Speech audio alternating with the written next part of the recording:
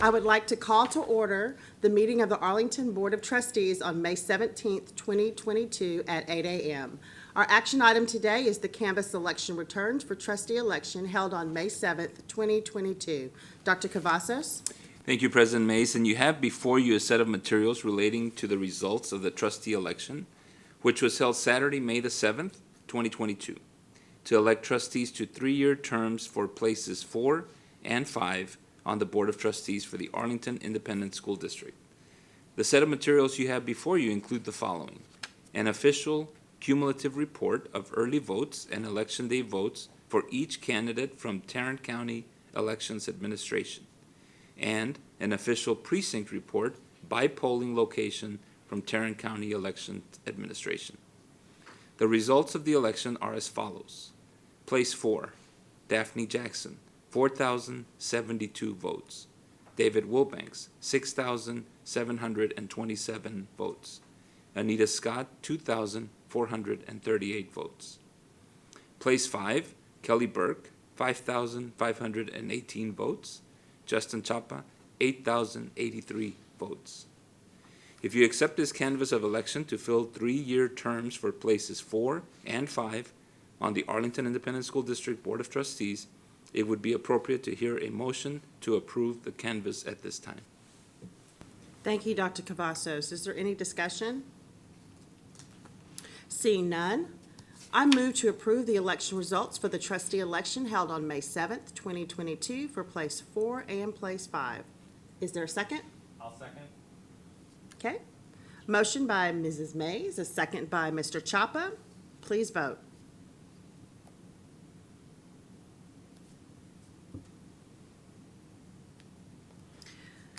Motion passes unanimously.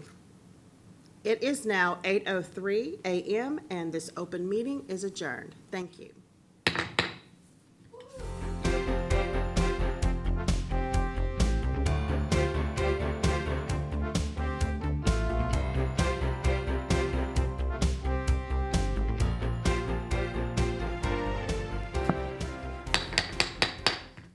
Good evening, ladies and gentlemen. I would like to call to order this meeting of the Arlington ISD Board of Trustees on May 19th at 5:06 p.m.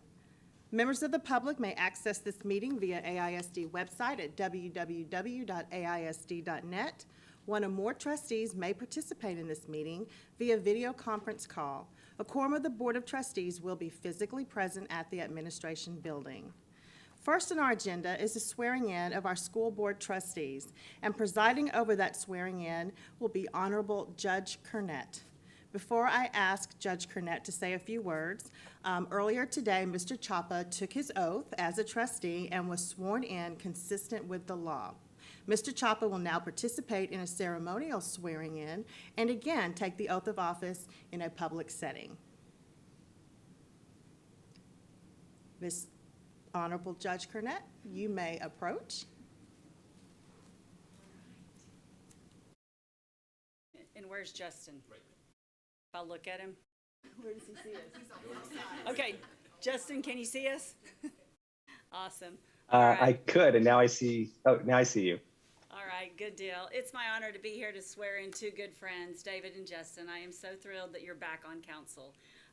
Your partnership with your community and the court has been invaluable. As your judge, I do all your failure to attend, and we've got a lot of work to do out there to make sure that every student has the opportunity to get their education and to graduate and to become a happy, healthy, productive member of every community in which they reside. And so school is very near and dear to my heart, and I know it is to you too after serving on many councils and boards with you, and your work here is appreciated. So it is my honor to swear you both in back to another term on the school board. So Justin, why don't I go ahead and get you sworn in? So if you would please, if you would raise your right hand for me. All right, and repeat after me. I, Justin Chapa. I, Justin Chapa. Do solemnly swear. Do solemnly swear. That I will faithfully execute. That I will faithfully execute. The duties of the office. The duties of the office. Of trustee for the Arlington Independent School District. of trustee for the Arlington Independent School District of the State of Texas, of the State of Texas, and will, to the best of my ability, and will, to the best of my ability, preserve, protect, and defend preserve, protect, and defend the Constitution and laws the Constitution and laws of the United States and of this state. of the United States and of this state. So help me God. So help me God. Congratulations, Justin. Thank you.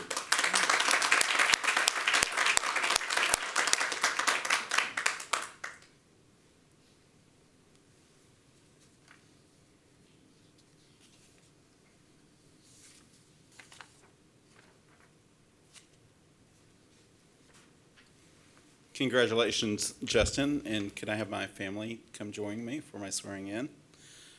And I'm going to be a little unorthodox. I want to say a few words because I've got something near and dear to me that I'm going to use to assist us in my swearing in. It's this Bible.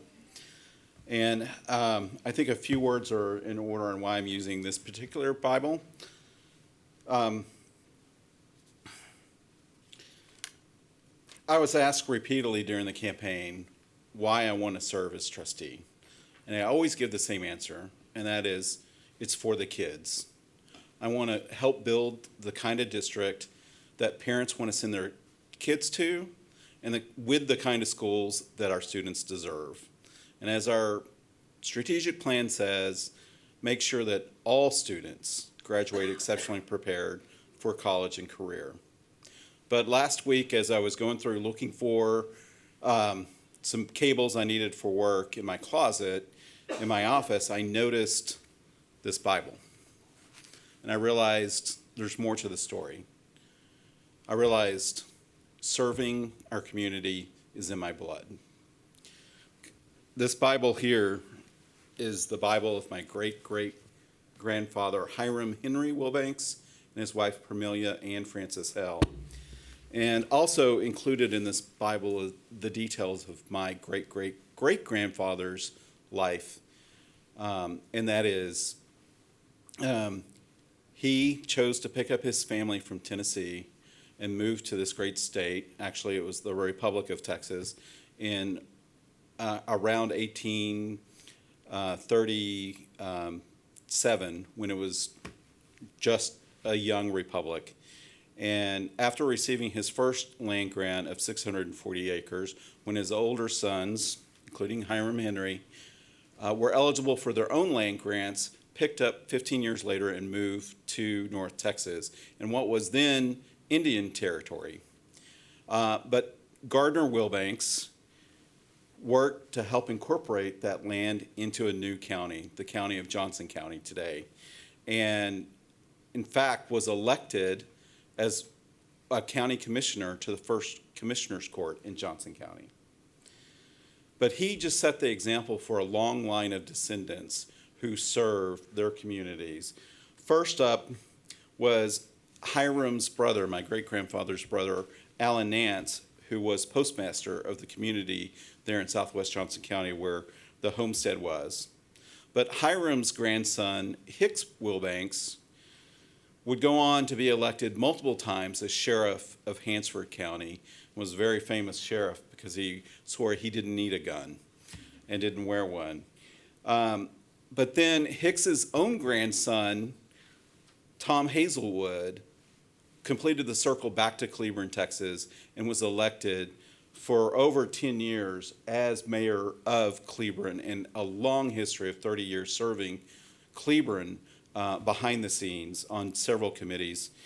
But the longest stint was recently with Mayor Pro Tem Shane Wilbanks, who was Mayor Pro Tem in Grapevine and served for over 3 decades in Grapevine on the Grapevine City Council before his passing in 2015. So despite the looks of this book, which has seen much better days, I would like to use this Bible to honor my patriarch of my family here in Texas, Gardner Wilbanks, and the example of public service he set for his descendants and for me over 165 years ago. So with that, Herbie, would you do the honors of holding it? And I'm going to need you to be on this side of me. And you guys, Perfect. And David, if are you we would, ready? put your left hand on the Bible and raise your right hand for me. All right. Repeat after me. I, David Wilbanks, I, David Wilbanks, do solemnly swear do solemnly swear that I will faithfully execute that I will faithfully execute the duties of the office the duties of the office of Trustee, Place 4, of Trustee Place 4, Arlington Independent School District Arlington Independent School District of the State of Texas, of the State of Texas, and will, to the best of my ability, and will to the best of my ability preserve, protect, and defend preserve, defect, and defend the Constitution and laws the Constitution and laws of the United States of the United and of States this state. and of this great state. So help me God. So help me God. Congratulations. Thank you.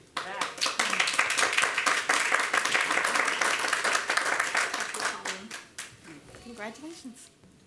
Proud of you. And David, let me get your signature. There you go. Yeah, this shedding. All right. You- There you go. Congratulations. Thank you, Mary Tom. Good job. And I spoke way too long already, but I do want to, I do have to give thanks to several people, and I hope I won't forget them.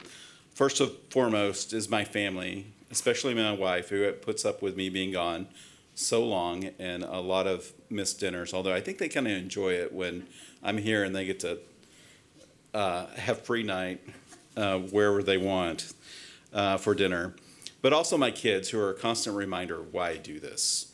I'm very proud of my daughter Alicia and my son Austin. And thank you for being the students that you guys have been and continue to be. But campaigns are tough. And I was very fortunate this go around from having a really good whiz kid. And I've got to put a shout out to the man in the back with the two kids, Chris McMurrow, who had me on task and focused on what I needed to do to win this election. So thank you, Chris. And also thank you to my colleagues on the board for serving with me. This is a tremendous board of trustees. I really appreciate the way we gel as a team of 8 and appreciate the work we've done together. And Justin, on the campaign trail, you were a constant example of how to really rise up and be a true competitor. And I want to thank you for a well-run campaign yourself. But I also want to thank, doing this job is very difficult and it takes a lot of sacrifices. And the guy I work with puts up with a lot of me and missing work because I'm doing some function with the school board. So I'm deeply, deeply, deeply grateful, Steve. Thank you for allowing me to do this and to serve our great community. It really means a lot to me. But again, thanks everyone. And I want to thank, I'd be remiss if I didn't thank the community who came out and supported both me and Justin, but especially all of the teachers who came out en masse to support both of us. Thank you, teachers. It is an honor to know that you appreciate the hard work that both Justin and I do. So thank you.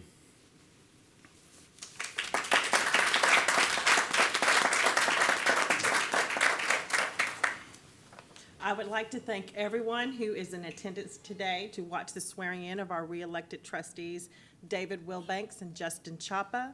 We have such a great opportunity in Arlington to elect individuals that citizens believe will represent them well in making decisions that impact the lives of our students.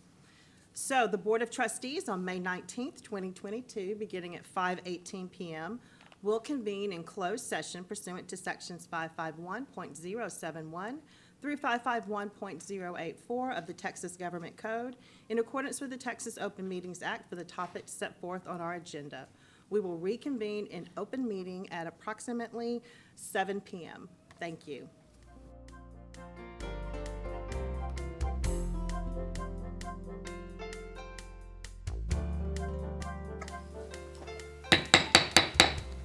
Good evening, everybody. At this time, I will reconvene into open session this meeting for the Arlington Independent School District Board of Trustees for May 19th, 2020 at 8:20 p.m. Thank you all for joining us this evening. Our board meetings are open to the public, and we welcome everyone, and we thank you for participating in public education. While our meetings are open to the public, this is a meeting, and we have business to discuss. Disruptions will not be permitted. Anyone who disrupts the meeting or speaks when others are speaking may be asked to leave or be escorted out by the security attending the meeting. We welcome civic input, but we insist that we remain respectful and civil. Thank you for your cooperation. We will start our meeting with the opening ceremony. Please join Sarah McMurray in leading us in the Pledge of Allegiance.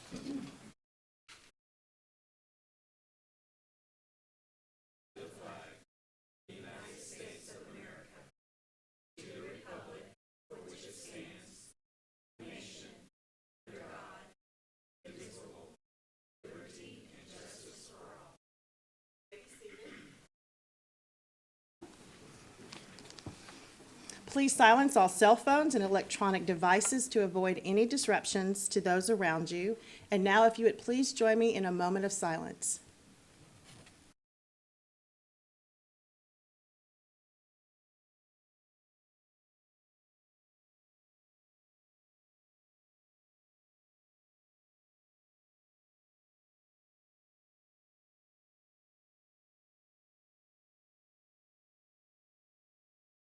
Thank you.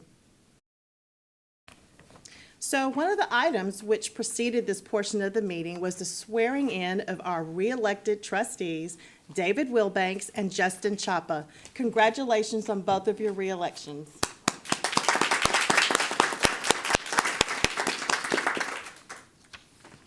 Now we move to the next item on our agenda, and that is the organization of our Board of Trustees, which is the election of board officers. It is our policy each year at this meeting in which we seat trustees for new terms and the election of board officers be placed on the agenda. And at this time, the gavel is handed to the superintendent for the purposes of beginning our elections. This is the only time and is for purposes of beginning our elections. Indeed. Dr. Cavazos? Thank you, President Mays. And at this time, do we have a motion and a second for the office of president? And are there any nominations? I'd like to move that Melody Fowler be nominated as president. Any second? Second. It's moved by Mr. Wilbanks, second by Ms. McMurrow. Any other discussion? If not, please vote.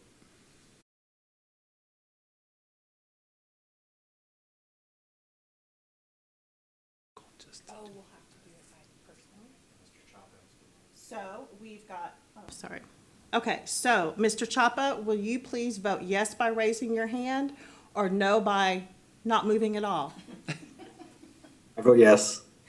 Okay. Justin voted yes. Mr. Chapa voting yes. So we have a unanimous vote. So congratulations to Ms. Fowler as being elected president.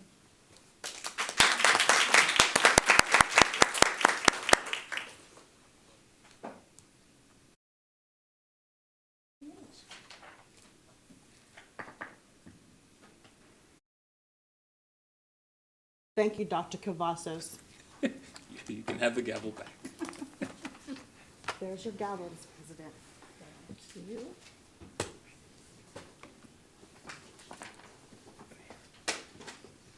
Here you go.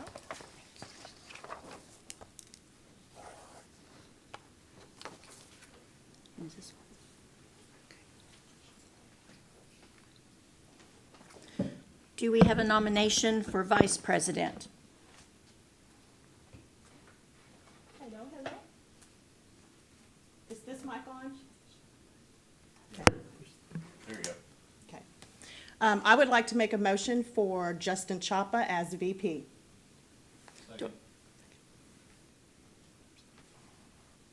We have a nomination for Justin Chapa as vice president. Any discussion?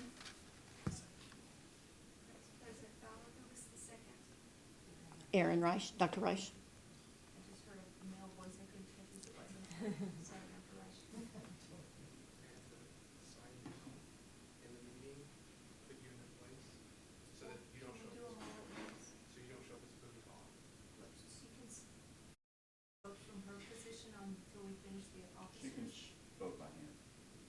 Yeah, with Justin being virtual, we could just all vote by hand. Have everybody. And then we'll take a recess, so you can recess. All right, could I have a show of hands? Any discussion? Any discussion? Seeing none, could we have a show of hands who, for support for Justin Chapa to be Vice President?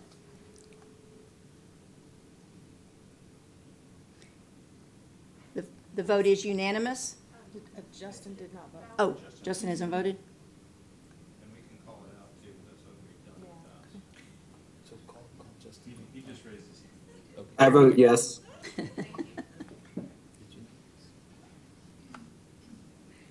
Calling it out. Yes. Okay, Aaron Reich, I vote yes. David Wilbanks, I vote yes. Keisha Mays, I vote yes. Melody Fowler, I vote yes. Sarah McMurrah, I vote yes. Justin Chapa, I vote yes. Motion passes, and Mr. Chapa is our Vice President.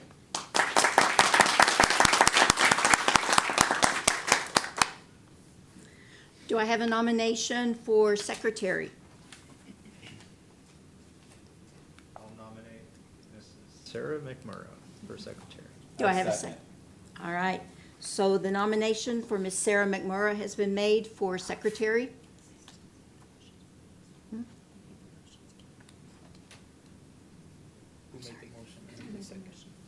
Mr. Wilbanks. Dr. Reich made the motion. Mr. Wilbanks made the second. Any discussion? Roll call vote. Justin, will you go first? Justin Chapa, I vote yes. Aaron Reich, vote yes. David Wilbanks, I vote yes. Keisha Mays, I vote yes. Melody Fowler, I vote yes. Sarah McMurrah, I vote yes. All right, motion carries, and Sarah McMurrah is our new secretary. Congratulations to all of our officers. I look forward to serving with you. I thank my board members so much for allowing me to serve in this position. I appreciate your support, and I will work hard to do a very good job for you, I promise. So thank you so much for your support. I appreciate it, each and every one. How do I do yours? This one? It says Bowie Hogg is requesting to I speak. know, I That's know. you. Yes, I'm not Bowie Hogg. I am Keisha Mays. I just very briefly just want to say that I was so honored to be able to serve as president for the last 3 years of this amazing board. It was very nice to open up and say good evening to everyone that was here and everyone watching. And it was equally as nice to be able to say this meeting is adjourned, no matter what time of night it was. I'm also very honored and grateful for my colleagues having the trust in me to serve as president for the last 3 years, and for that I appreciate it. Congratulations, Mrs. Fowler. Congratulations, Mr. Chapa, and congratulations, Sarah. Thank you, Ms. President, for allowing me to speak. Thank you. There are no programs or presentations for May 19th, 2022. So next we'll consider administrative ratifications and appointments. Oh, we're going to recess? Okay, recess for 5 minutes.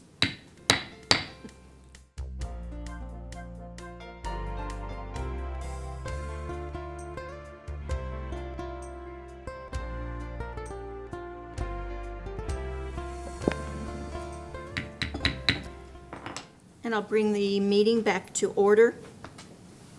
Next, we have to consider administrative ratifications and appointments. Dr. Cavazos. Thank you, President Fowler. I'm going to have to get used to that. I'd like to, for the board to consider the ratification of the administrative appointments as discussed in closed session for principal of Workman Junior High, principal of Larson Elementary, principal of Patrick Elementary, and assistant principal for Miller Elementary. Do I have a motion? Dr. Reich? All right, thank you, and appreciate the public's understanding. At this first meeting, there's always a learning curve, maybe even into the second meeting as far as running the control panel and that kind of thing. So with that said, I move to approve.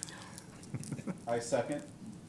All right, so I have a motion by Dr. Reich and a second by Mr. Wilbanks. Is there any discussion? Please vote. Oh, we're going to do, all right, we'll do a roll call vote again? Okay. Mr. Chapa? Justin Chapa, I vote yes. Aaron Reich, vote yes. David Wilbanks, I vote yes. Keisha Mays, I vote yes. Melody Fowler, I vote yes. Sarah McMurrow, I vote yes. Motion passes. Do I need to say anything else? Thank you, President Fowler. And so we'd like to introduce, they've already started working because it's a ratification, but introduce formally our principal for Workman Junior High, Miss Leslie Maroney. And you see her experience there, most recently the interim principal at Workman Junior High, and has also served as the principal of Adams Elementary, has been a dean of instruction in Grand Prairie High School, South Grand Prairie High School, an assistant principal, implementation coordinator, has been a district reading coordinator, and a second and third grade teacher. So congratulations to Miss Leslie Maroney. Next, the principal of Larson Elementary is Natasha Harris. Natasha was most recently the principal at Hale Elementary, has been an assistant principal at Hale, and you see her bio there, a fourth and fifth grade teacher, has taught third grade and fourth grade in a variety of districts. Congratulations to Natasha. Next, the principal for Patrick Elementary is Katina Martinez. Katina most recently was the principal of Short Elementary, has also been a principal in Kennedale, has been an assistant principal in Mansfield, sixth grade teacher, third grade teacher. You see her bio there, so congratulations to Katina. And last but not least, the assistant principal for Miller Elementary is Laura Barong. And Laura, and you see her bio there, instructional coach, most recently at Miller Elementary, has been a student support interventionist at Rankin, at Williams, has taught fourth grade, first grade, and fifth grade. Congratulations to Ms. Barong, and congratulations to all our ratified appointees tonight. Thank you.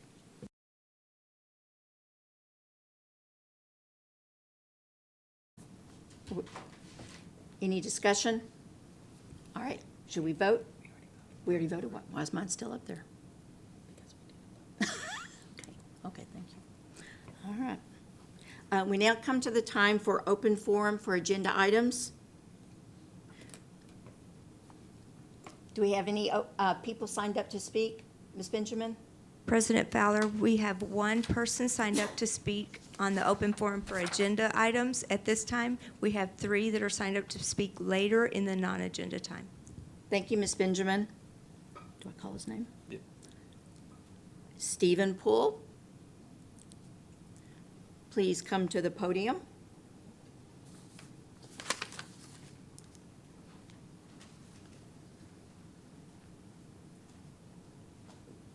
Welcome, Mr. Poole. This is a routine part of the school board's agenda for regularly scheduled meetings. This segment of the meeting provides citizens with an opportunity to share their views with the trustees on items that are on the agenda tonight. It is not intended to be a discussion or a debate. The trustees will not reply to the speaker. Derogatory comments aimed at an individual will not be tolerated. Personnel matters are not appropriate for open forum. You will have 2 minutes to speak. Ms. Benjamin will notify you when your time is up, and then please end your presentation. Mr. Poole? Thank you, President Fowler, members of the board, and Dr. Vassos. I know you're speaking or discussing the budget for next school year tonight, and I provided with you a copy of our teacher salary comparison for 2021-2022. Lest anyone forgets, you're in the top 5 of every category of our salary comparison. So I'm going to repeat that again. You're in the top 5 of every category of our salary comparison. We all see the news of different school districts around the area, or they are blasting out press releases of a 4% raise or a 5% raise, 6-7% raise. Every time I see that, I see those press releases as just announcing that they're trying to catch up to you. because they haven't been doing the work that you have been doing over the last 2 years on employee salaries.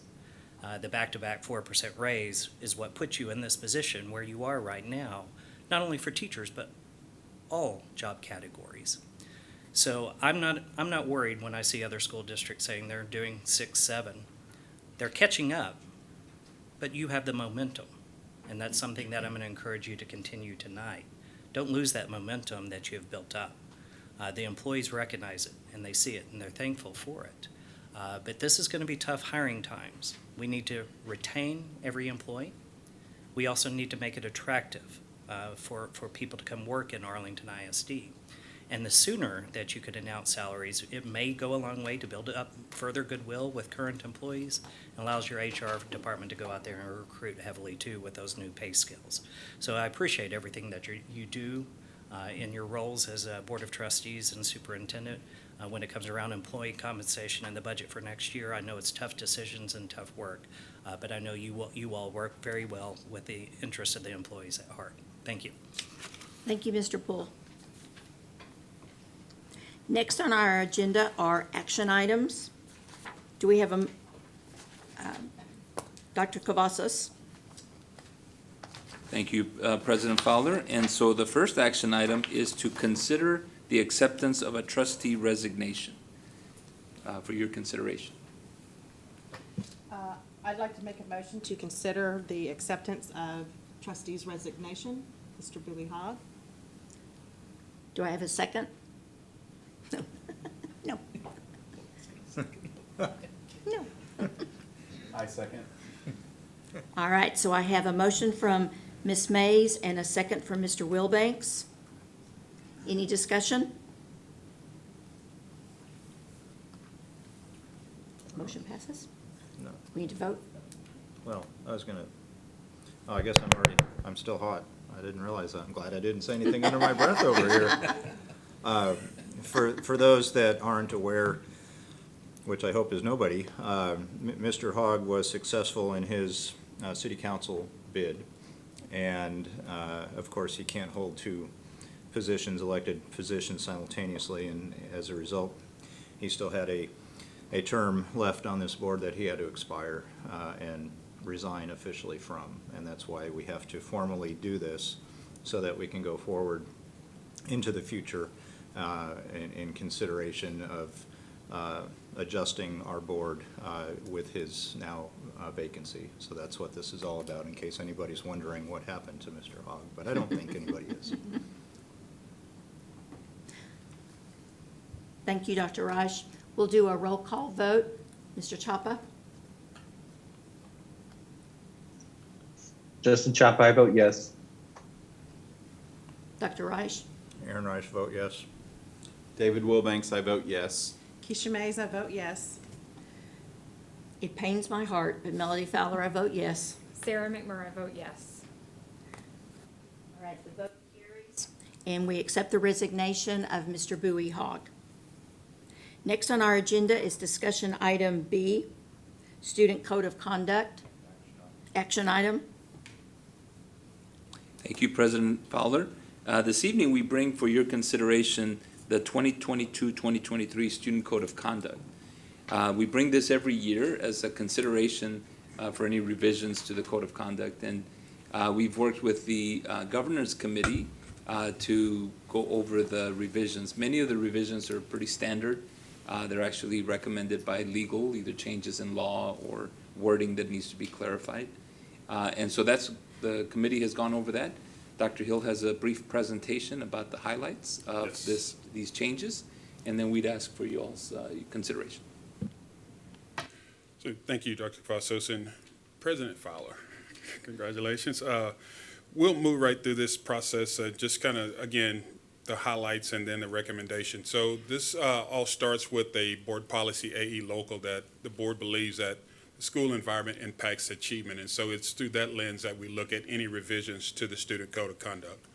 And the process consisted of campus administration, central administrators, teachers, parents, met over a couple of months period to just kind of look at the document, see what needs to be changed, see what legal requirements are actually recommended to be changed as well.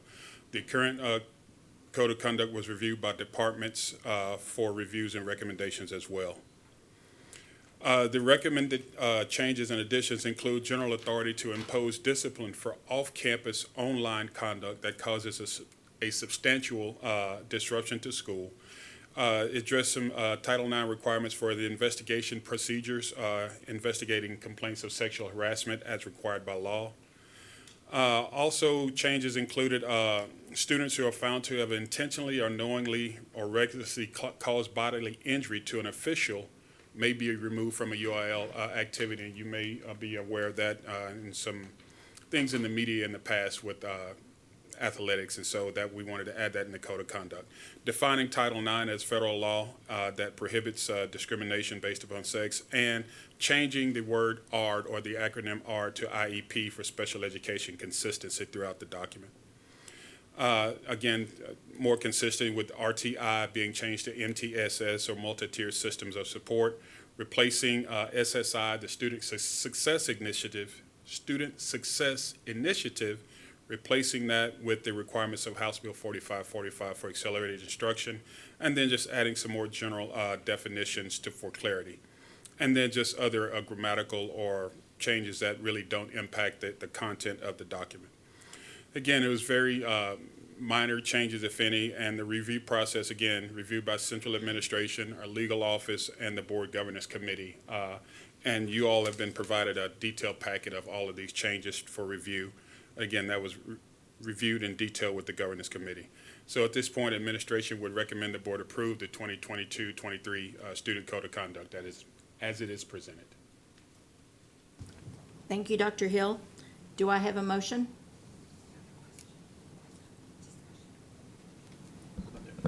Are there any questions? Thank you, President Fowler. I just had a quick question for you, Dr. Hill. Thank you for the presentation, and I want to thank my colleagues too on governance. I do want to reiterate the fact that a lot of these aren't necessarily brand new policies, but we're actually shoring up a lot of policies that already existed as well, and we're being more specific. My question is, when will the updated Student Code of Conduct be published?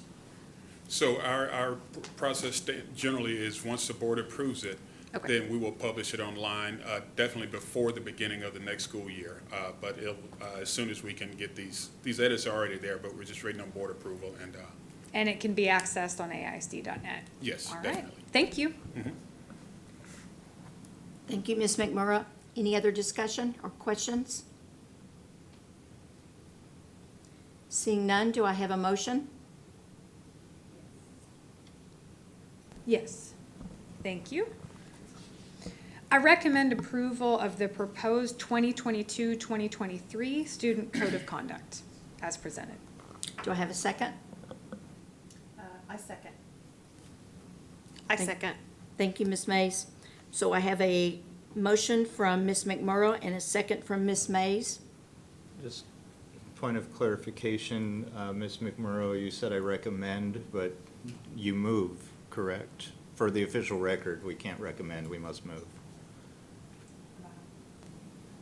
Thank you for clarifying. I move for the approval of the proposed 2022-2023 Student Code of Conduct. Thank you, Ms. McMurrow. I still second. Any discussion? Please vote. Mr. Chapa? Justin Chapa, I vote yes.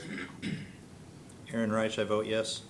David Wilbanks, I vote yes. Keisha Mays, I vote yes. Melody Fowler, I vote yes. Sarah McMurrow, I vote yes. The motion carries. Thank you. We now move to discussion item. Nope. Are we doing this on the open agenda? See. We now move to discussion, to action item C, to consider the sale and resolution to approve the sale of delinquent property tax. Thank you, President Fowler. And this evening, we bring this property for sale and for authorization to sell this property.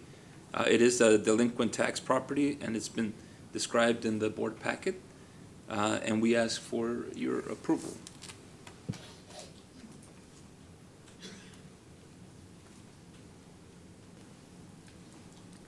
Do we discussion?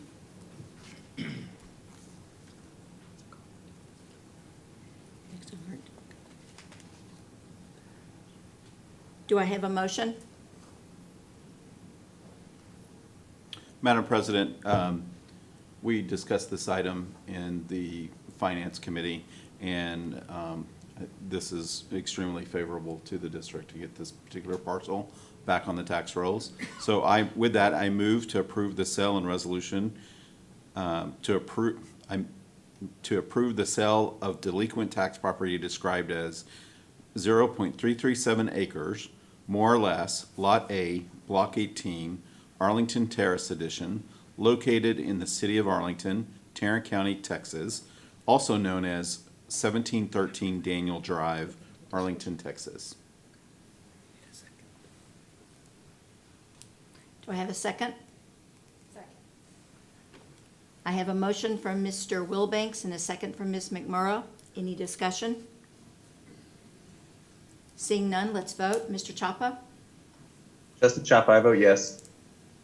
Aaron Reich, I vote yes. David Wilbanks, I vote yes. Keisha Mays, I vote yes. Melody Fowler, I vote yes. Sarah McMurrow, I vote yes.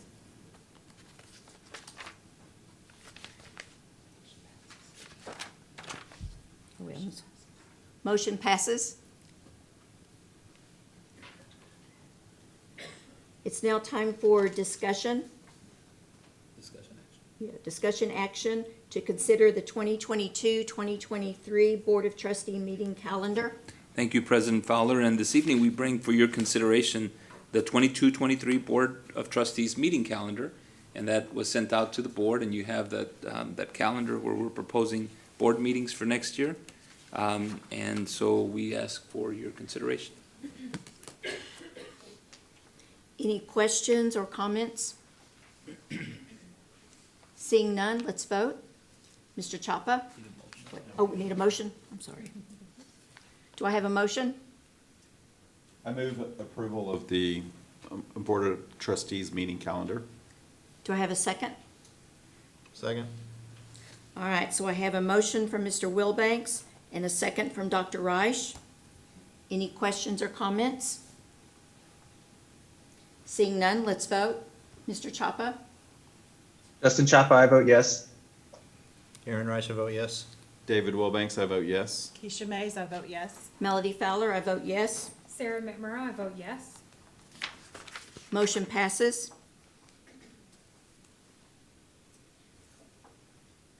Discussion action item B, 2022-2023 preliminary budget planning.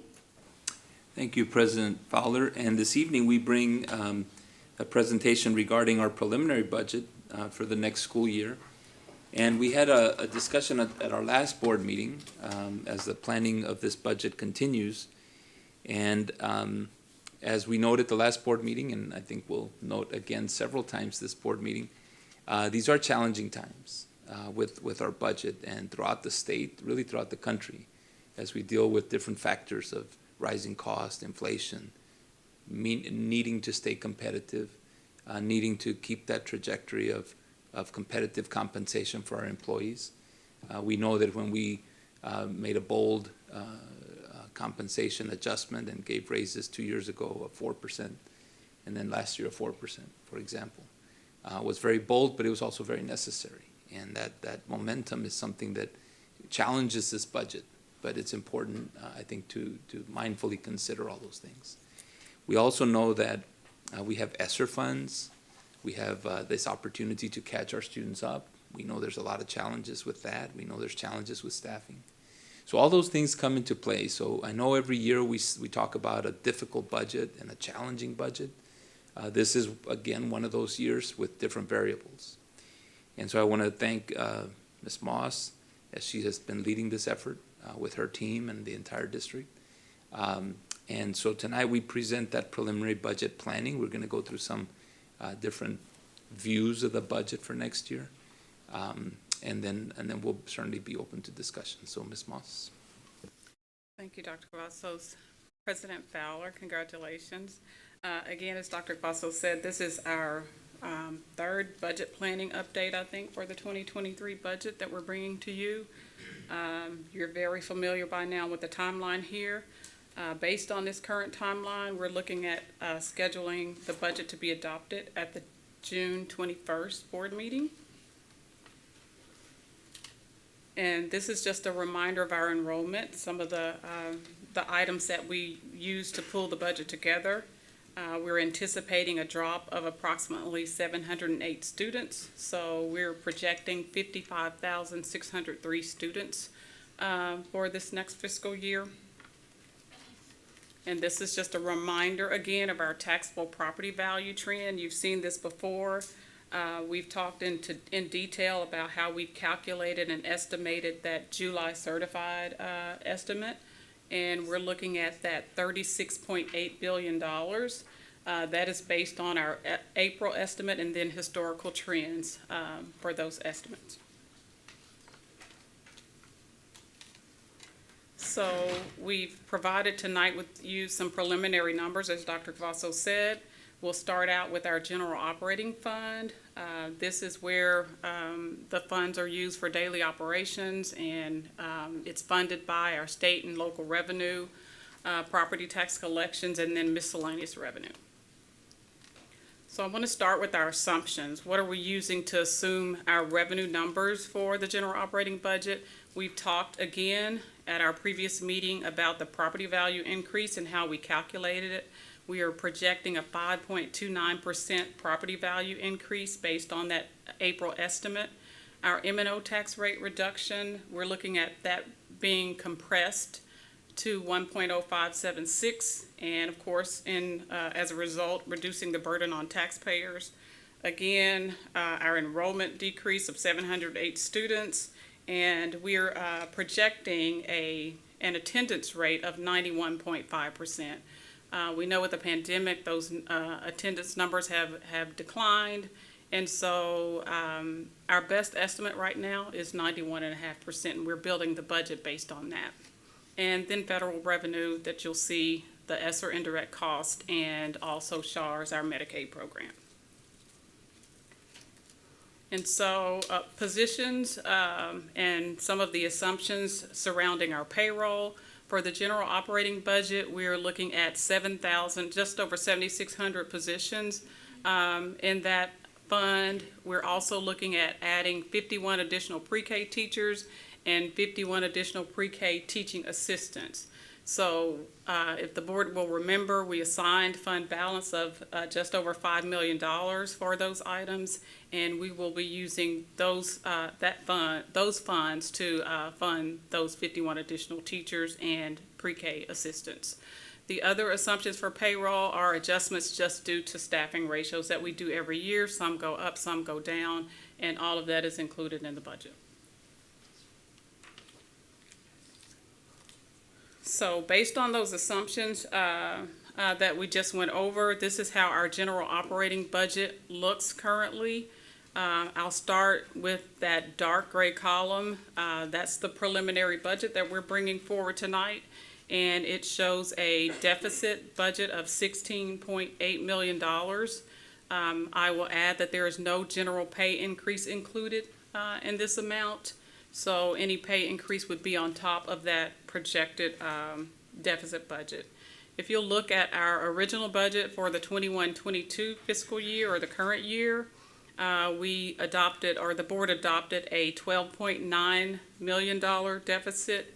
And then if you'll look at the column right next to that, you'll see where we're projecting, as of March 31st, based on our expenditure so far, a surplus of $19.4 million. What I will point out, and what I've been sharing with the board, is a lot of that is due to the ESSER funding that we've been utilizing for our general operating. Ms. Moss, in addition, the hold harmless was part of that? Yes, the whole harmless was part of Yeah, that. so I think this is an important point, because I think sometimes we see the swing of that budget, but in reality, if there was no hold harmless or no ESSER, this swing would not really exist. And I don't want to preempt the rest or some of the future slides, but we do not anticipate any hold harmless next year from the state. It just, this hasn't even been discussed, but there really wouldn't be a big need for hold harmless. It would be, but the state wouldn't do it necessarily. But I just want to clarify that's the other reason that's a swing. Okay, that's correct. And that just leads into the next slide, where we've been showing you for our current year how ESSER plays a part. And so we also wanted to share out how our ESSER plays a part in what we're projecting for next year. Our ESSER 2 and 3 indirect costs are, we're projecting a $2.5 million add to the revenue. And on the expenditure side, again, we are covering some of our general operating expenditures with ESSER dollars of just over $7.6 million. So the $16.7 million that we're, sharing with you tonight as our preliminary number would actually be $26.9 million without the ESSER funding added into the budget.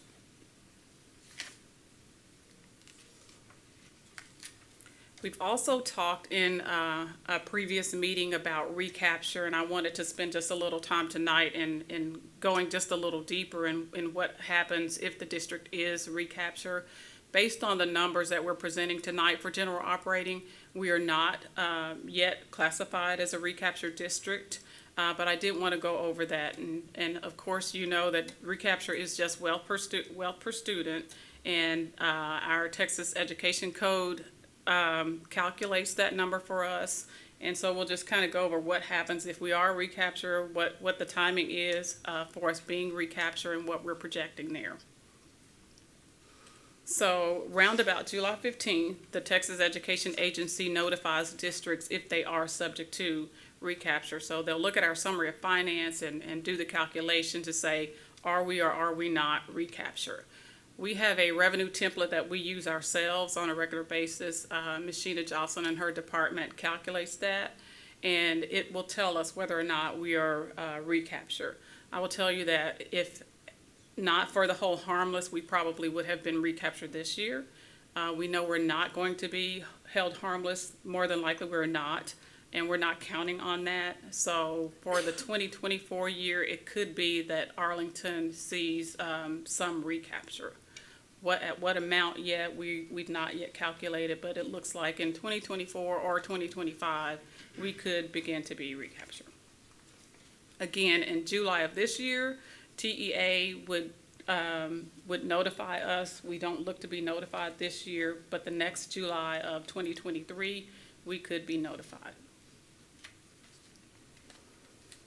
And so the district, once a district is deemed as a recapture district, there are 5 options that we have to reduce that wealth. And option 1 is we could consolidate with another school district. That's where 2 school districts become 1. Option 2 is we could detach property. So that's property within the district is assigned to another district, and that in turn decreases the wealth per student as well. The next 3 options require election. Option 3 is the purchase attendance credits from the state, and that is what 100% of school districts that are recapture currently do right now. And that is what I would recommend that Arlington does if we find ourselves in that situation. Option 4, you could contract to educate non-resident students from a partner district. And then option 5 is consolidate tax bases with another district. And so, does the state require us to go out for an election? The answer to that is yes, based on Chapter 49 of the Education Code. If we want to purchase attendance credits from the state, we would have to go out for an election, and that election would have to pass. If the election does pass, then we're allowed to make those payments to the state over and above what is deemed to be recapture payments. And so what happens if the election fails? That means the detachment of most valuable non-residential commercial properties. And what they would do is start with our biggest taxpayer, and they would detach that property from the district. Once that is detached, it cannot be moved back into our district. Those properties would be taxed at the new district's tax rate, and the district would lose both the taxes on the operating side, the M&O side, and the INS side. So that could result in our tax base being a little lower, and we wouldn't generate as much revenue to pay for the bonds that we currently have. And the other thing is, of course, less bonding capacity for future schools. I'll pause there, just in case there's any questions on recapture or that process. And I'd like to add a couple of things, and that is, the reason we bring this recapture is because that is a real part of our future, unless there's some changes from the state legislature and law. And that's another impetus for us to continue our advocacy with the state legislature and our delegation, because they could change the structure of some of this. What you see here is also formulas that are not adjusted for inflation. And that's another thing the state could help in so that we can increase revenue. Those are real. They have the money to do it. And that's going to be a big contention at this next session. So we're very conservative with attendance rate. And that, obviously, if that goes up, we could generate more revenue. But if it goes down, that's a loss of revenue. So just want to make sure we capture those big points.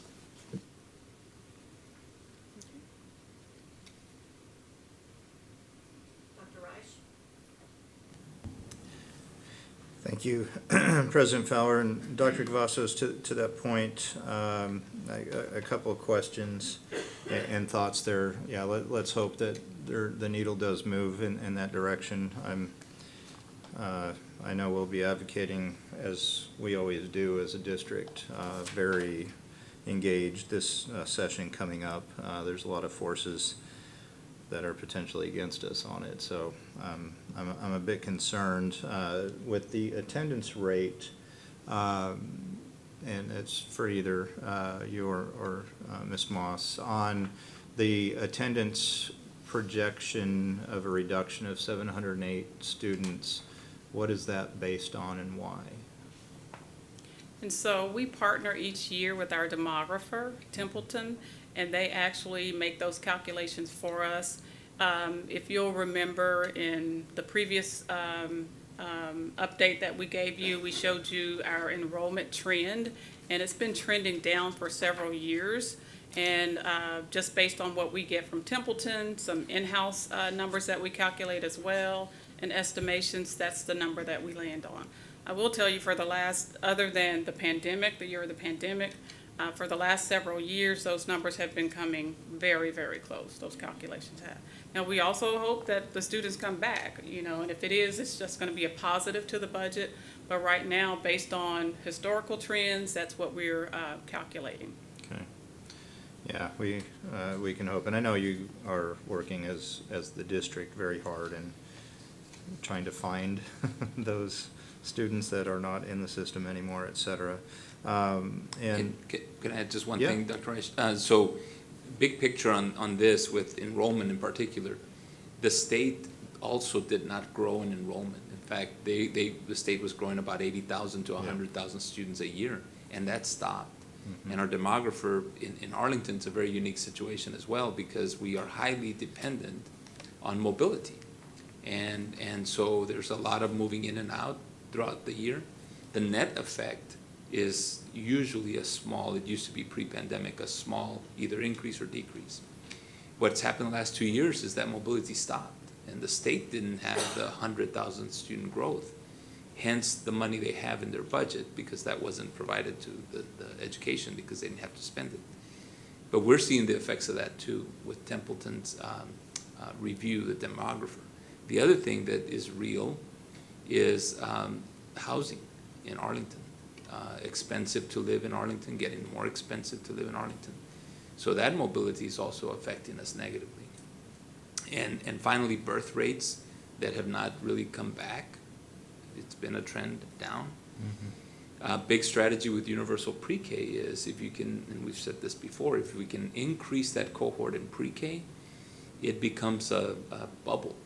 And it's very obvious. We've seen it over years, this many years ago, but you see the bubble. If it's low pre-K enrollment, that's going to follow you and just creep its way up through the system for a long time. If it's high pre-K enrollment, that'll creep up as well. So that's one of the, the benefits, we hope, of the universal pre-K is that bubble will be created and that cohort then persists through the system, that then begins to change this trend. Last point is pre-pandemic, we were actually stable. We had reached that point. We had been losing, and then we became stable, which was doesn't seem like there's growth there, but stability is better than loss. And then it was gonna trend up, and then the pandemic, and we lost students like everybody else did, so. Just a little context with what we're dealing with our enrollment in particular.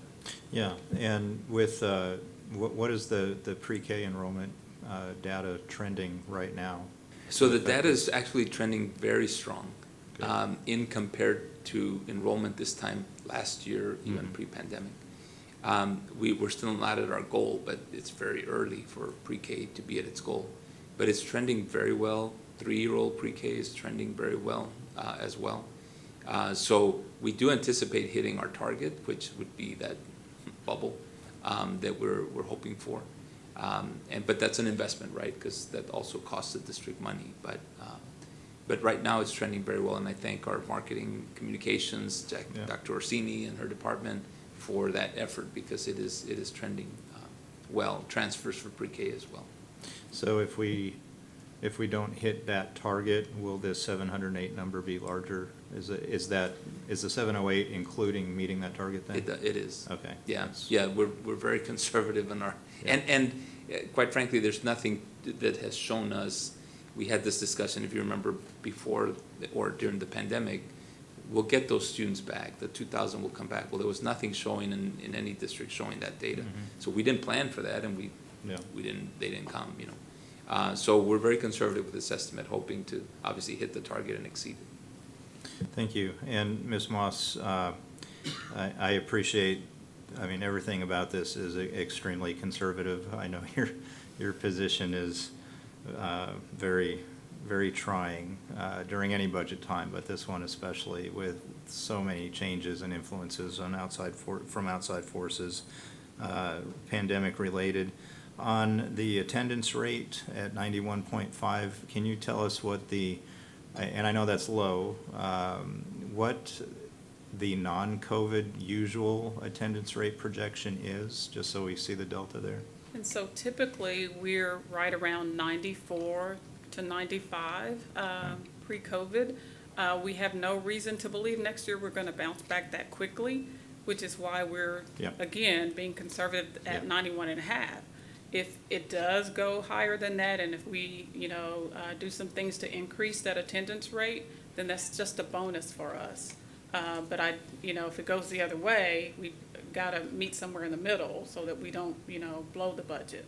And again, we have to be conservative and say, we'll take the extra money if the attendance rate goes up, but in building the budget, we need to be, right around that 91%. Right. And what was our attendance rate officially this budget year? It's been 90%, as low as 90%. If you'll recall, that's why TEA held us harmless, because those first 4 weeks we were lower than their target, and so they brought us up to the target rate. Yeah. And it's just important for us to have that full transparency out there, that we're predicting growth and a positive direction. But I appreciate the difficult position that you're in. We cannot overshoot, because we really just don't know. That's correct. Yeah. And I'd add to that, because, and we've had some of this discussion, this was supposed to be the recovery year. Right. And it wasn't. Right. It wasn't. We had a spike, we had 2 spikes, we had a lot of loss of attendance, staff, and et cetera. And so we're hoping next year is the recovery year, full, complete year for that. But again, once that 2 years, now 3, have been disrupted in attendance, it's really challenging to reset that attendance in a habit for students that is going to yield the 94, 95%. And we're just very realistic about that. Our campuses are working on plans for attendance. Attendance had been very stable in a strong way. They're working on plans for attendance and how to address the attendance for next year as well. But that's why it's very conservative to this point, because the reset hasn't had a full year to reset a habit, a momentum of attendance for our students in our schools. And that's very real. And it's not for us, but generally it's easy to forget that we had big disruptions and attendance dipped into the 80s, I think, in some campuses, which is unheard of during the school year. So. Yeah. Well, thank you. I again, appreciate the job that you're doing and that you have in trying to come up with something that is not overzealous or way too low. It's always a balancing act, but your tightrope is much skinnier this year. With that said, I'm hopeful that things will move legislatively. Hopeful that things will happen because of all the work that's going on in the district, that our numbers will actually increase more than what that decrease projection is. And the attendance rate, I mean, every quarter point, every half point is lots of dollars, and could keep us out of that recapture situation as well. So at this point, that's the questions that I have. So thank you. And Dr. Reich, our budget team runs that revenue template regularly. Every 6 weeks when we get that information on attendance, we run it through. And you'll notice that we've been reporting out to the board on a regular basis, giving you updates on where we are, giving you budget amendments. We'll be doing budget amendments on a monthly basis next year. In a system this size, that's what we should be doing. And so you'll be able to monitor that and see where we are as far as attendance. We'll keep you updated on that. Thank you. That's all I have. Thank you, Dr. Raj. Mr. Wilbanks? Thank you, President Fowler. So kind of piggybacking on my colleague Dr. Reich's questions, the estimate of 91.5, if we were to add that extra 3%, just kind of as an outside ballpark number of where we would be if we were back to where we were normally, what would that mean in terms of dollars added back to our budget? And I don't have those numbers with me. I did have Ms. Jocelyn calculate that number. And going from memory, it was about a $7 million increase per percent, if I remember right. So, is that, yes, she's nodding yes. So a total of about $21 million. Yes. So it's very imperative, and I think it would behoove us to really work on messaging to our parents, because I know from our groups of parents that we're around, we've got a little slack on needing to bring our kids back to school, and if we have the option to pull them out, I think it's just my general perception that whereas before when my kids were in elementary school, it was drilled into us, even though we're going on this vacation, we need the kids in school, don't pull them out to go on vacation. And I think we've kind of gone, still lax the other way, but I think, obviously Omicron is a big factor in these numbers and why we were at 90% this last year. Hopefully we're seeing the effects of COVID and disruptions because of illness wane and continue to trend in the right direction. So I'm going to be sanguine, and that my hope that we do actually get closer to that 94%, or at least another couple of points. But you're spot on in terms of calculating our estimate for our budget where we are, because who knows, there could be another COVID strain that throws everyone for a loop and causes the disruption that we saw this year. Hopefully not, though. Going back to recapture. If we do move to recapture, it's your guess now that it would be probably the 2023, 2024 school year, the earliest that we would. If that were to happen and TA notifies us on July 15th of, say, 2023, would that mean that we would then have November, we would have to call the election by that November of that year, correct? That is correct. But what the district does is we monitor that as well. Again, that revenue template, we're running numbers through the template. We'll know before TEA knows whether we will be or not, and we'll be able to react to that a little earlier and start to plan on whether or not we need to hold an election next November. And I'm just baffled of why we have 5 or 6 or 5 options available to us when really there's only one that makes financial or practical sense. Consolidating with another district, not gonna happen. Detaching, I am curious, if we were to have to detach a property, you said it would be our biggest taxpayer? Yes. Is that General Motors or the Cowboys? Yes, General Motors is our number one. And what does that and what does that represent in terms of tax revenue to the district each year? And so percentage, I can't tell you that, but I can Or find dollar that number amount. for you. The dollar amount, I'd have to get that number for you. Okay, not that we would even consider that. Clearly, option 3 is the only way to go. I'd just be curious, I could see Kennedale drilling at the mouth of the thought of getting General Motors tax revenue. So,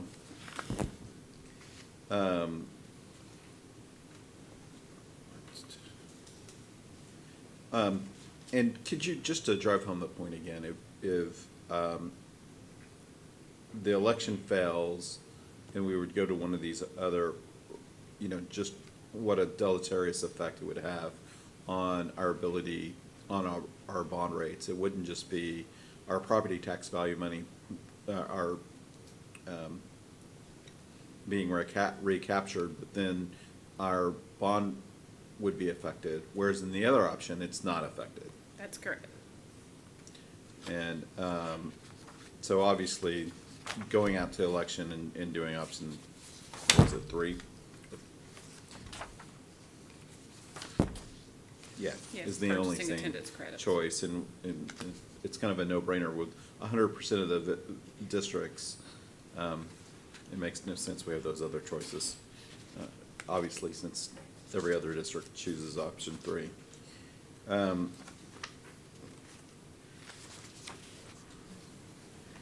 As you've articulated, Mr. Wilbanks, the challenge is to be able to explain succinctly all of this to the voter. Right. That's another tall order. No, it's hard enough to explain to them the 2 different tax rates that we have, much less something as complex as this, and the effect it has on our ability as a district to provide the best educational options for our students.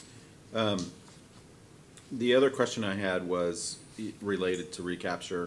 One of the things that is maybe giving us a little extra time could be the recent homestead exemption propositions that were on the ballot, which passed. Do we have any idea if that's going to, kick that can down the road another year? That is correct. I would say it would have a minimal, probably, impact on that, but it would give us a little more time, just depending on that amount. We haven't calculated the numbers or anything to see whether or not, I don't think it would extend it out to 2025. And of course, there's so many other things that come into play. If we get more students in the district, then, we're out of recapture. It's just kind of like, that's school finance, right? It depends on how many students you have. It depends on whether or not they come to school. It depends on your taxable values. If they continue to increase, you get closer to recapture. If they don't increase at that rate, then you're not there. So there are a lot of, it's very volatile on where we may end up as far as recapture. But the thing is, we're monitoring it on a regular basis. So, just to fully understand where we are in terms of projecting revenues, the other piece is the increase in property values from this year. And how conservative would you say your estimate was for projecting those? I mean, I know mine went up. I know a lot of people, we can't look at ancillary or anecdotal examples that we hear from our friends, but it does seem like property values are continuing to increase. I know with the current inflationary, with interest rates going up, I don't know if that's actually had a dampening effect yet, but on the frenzy that we've seen in the housing market, hopefully it does. But in terms of us generating revenue, would you say your estimates were fairly conservative versus what we're actually seeing in those values? Our estimates are fairly conservative. I will say that we did consider this year, we looked at the trend again, just as we did last year, and we were pretty close in estimating what our July values would be. That's the issue that we have being a July 1, June 30 district. We're having to estimate all of that before we get our actually our certified values. We were pretty close on it last year. This year, we're also taking into consideration that, a lot more taxpayers are going to be protesting their values, and that may swing one way or the other, but we were conservative in estimating that number.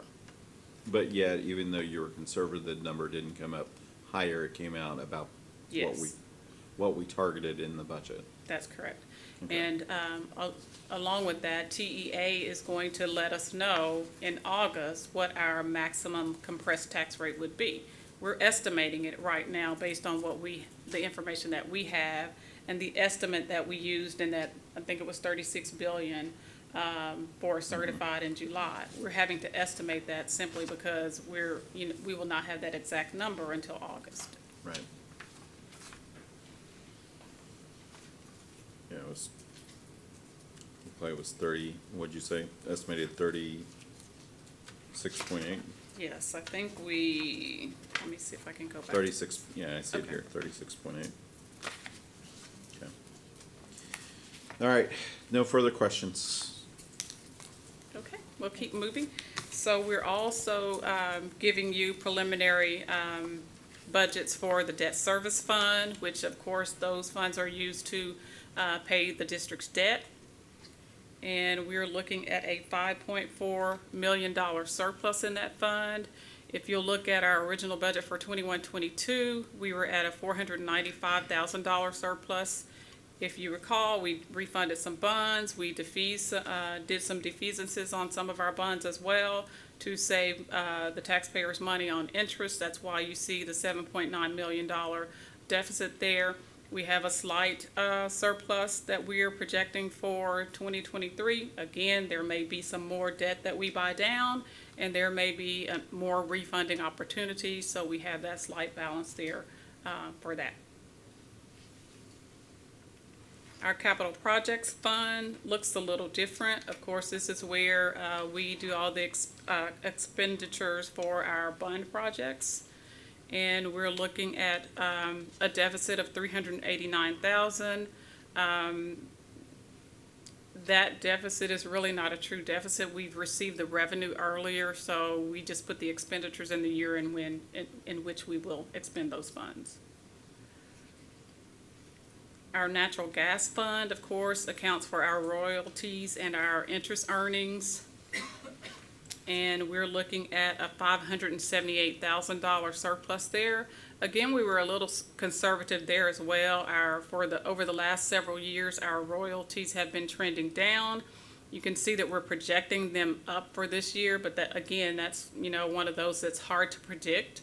And again, it's just a plus for us to come and have the board amend it if we see those royalties spike up. Our child nutrition fund, we're looking at an increase of 10 cents per meal this next year. The free meals for all children will not be available this year. So we'll go back to our original NSLP program. We'll still have our CEP campuses that will receive free meals. And based on all that information, we're looking at an $835,000 surplus in the child nutrition fund. That does not yet include any general pay increases, but we do believe we would still be in the positive even with a pay increase. And the next slide just shows you all of those preliminary budgets on the same slide. And again, we'll share out our budget priorities. This is what we've been aiming for during this budget process. Our competitive compensation, student recovery and intervention, and stabilization due to enrollment loss, and support for our strategic plan. Ms. Moss, and so we'll pause there and take some questions. If you could put the priorities back, I don't know if you can do that or not. Priorities? Yeah, the priorities we just Yes. talked about. Just to make a few brief comments on that, but in essence, the number one priority, they really aren't in order, but it really is a big one, and that is the competitive compensation. We do know that there's a lot of intervention and academic support that needs to be also prioritized, as you see there. Our stabilization due to enrollment loss, that is, we talked about hold harmless and now having a deficit without hold harmless. And then our strategic plan that our board adopted in December. And we're mapping those plans out and those action steps. Those are the big priorities for our budget. And those are the things that we've kept in mind, the team has kept in mind in preparing the preliminary budget. We have also had the opportunity to visit with our finance committee and talk about compensation and visit with different models and things like that. So we're prepared also to share that at some point as well. But we'll entertain questions first, if there are any.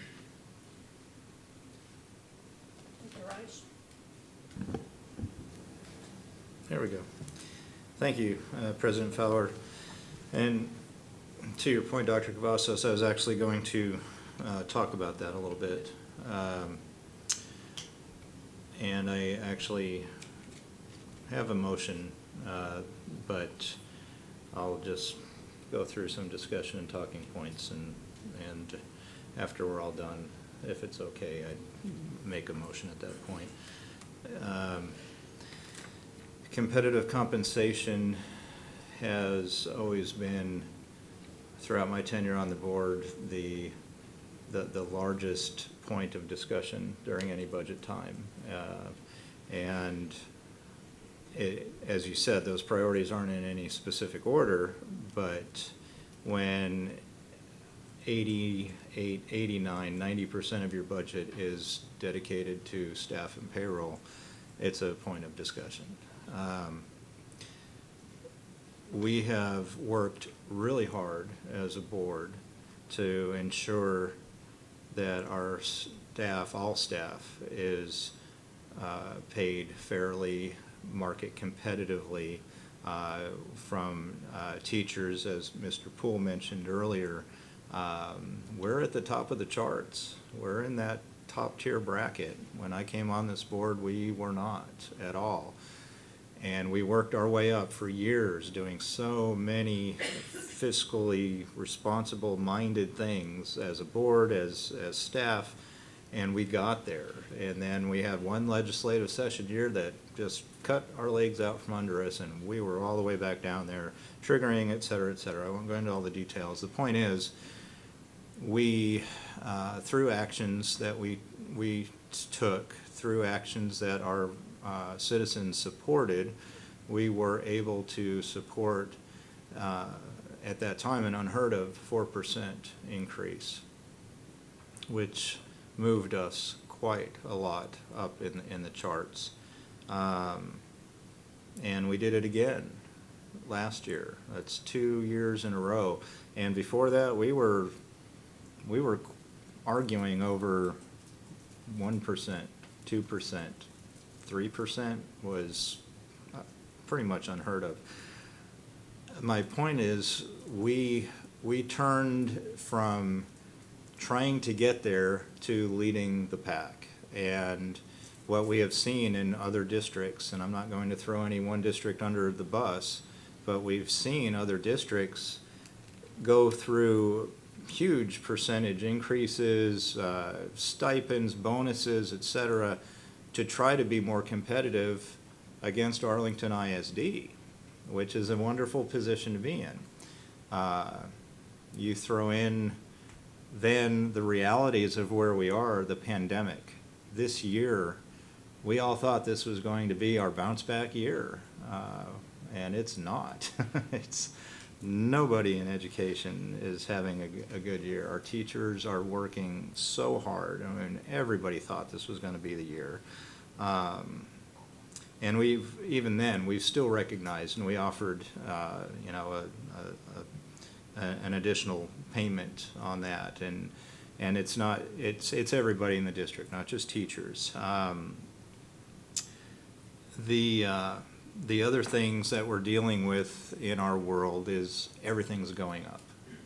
All of us, in our individual stories, inflation is nuts, and it's not slowing down in the immediate future, sadly. We're all dealing with that, and it is painful. And there's other things that we quibble about, and I guess that's maybe not the right word, but our insurance is quite often an opportunity for a lot of discussion up here on the dais to what to do because rates are going up with health care, with TRS care.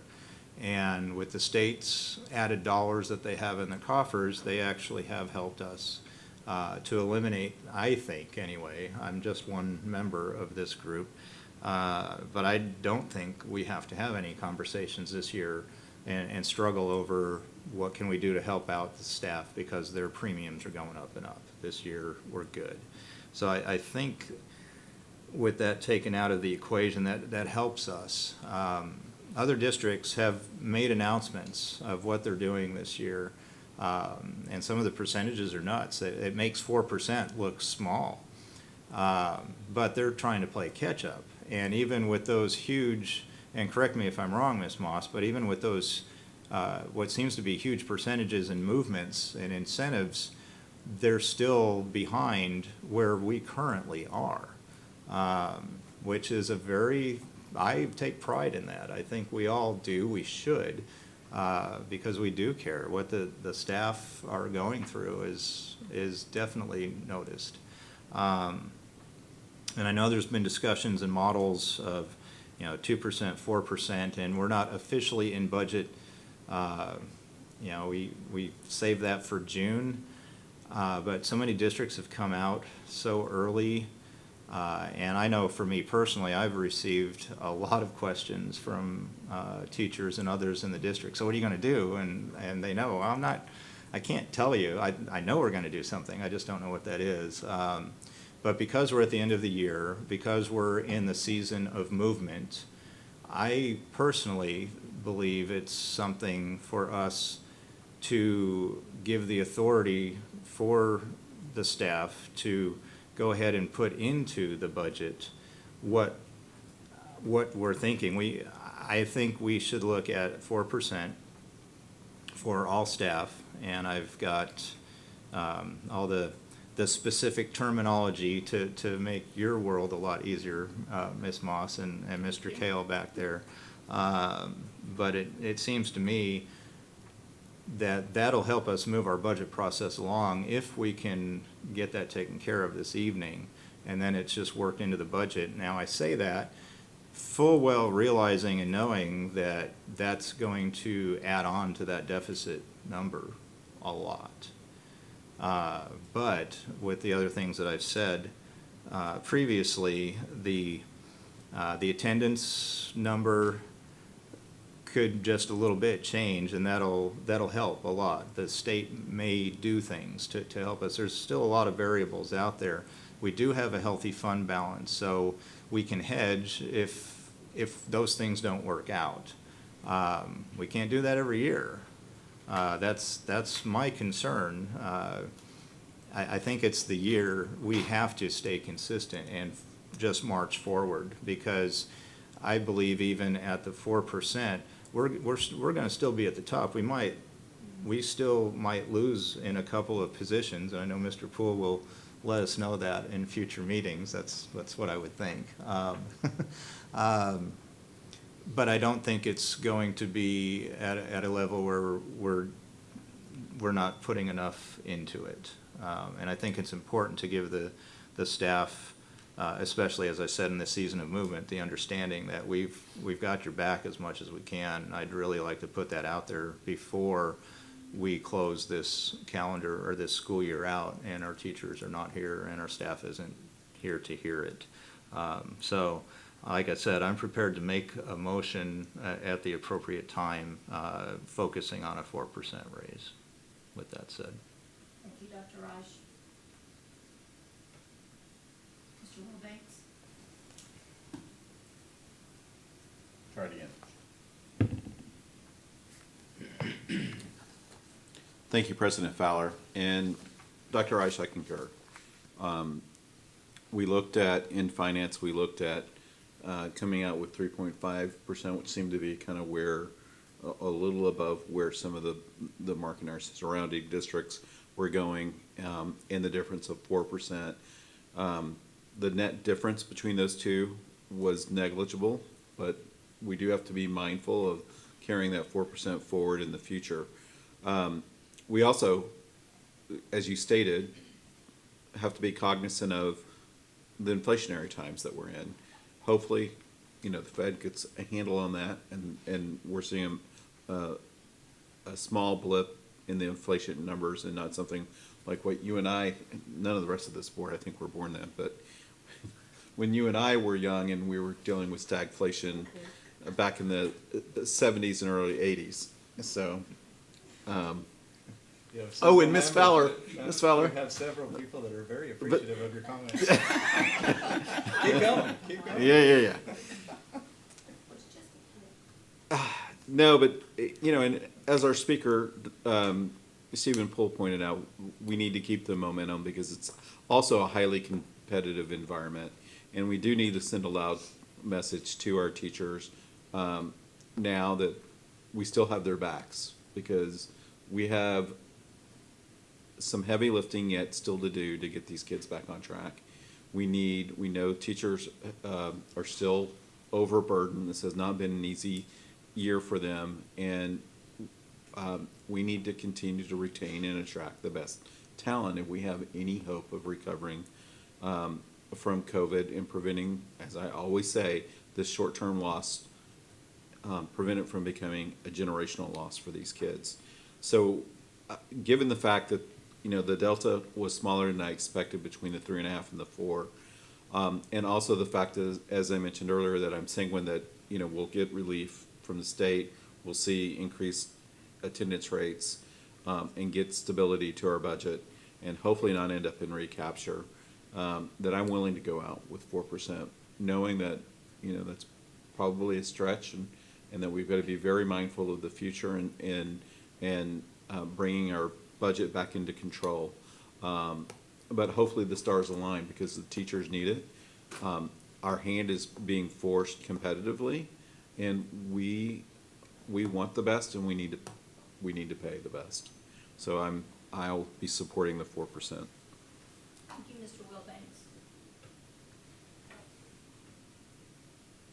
And Ms. McMurrow.